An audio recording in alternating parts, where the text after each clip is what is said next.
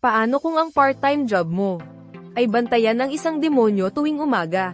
Ito ang Pretty Crazy, ang pinakawalangya, pinaka-nakakatawang pelikula ngayong Agosto. Si An Bo-hyun ay si Hilgo, isang tambay na desperado sa trabaho, hanggang sa matanggap siyang tagabantay ni CNG, na ginagampanan ni Lim Yuna.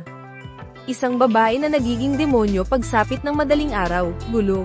Oo, tawa. Walang tigil, mula sa direktor na si Lee Sang-joon, asahan ng halong-halong kilig, katatakutan, at katatawanan.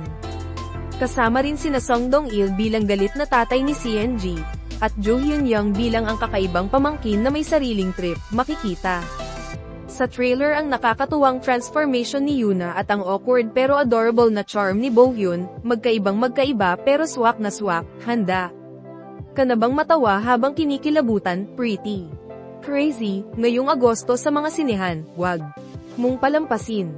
Promise.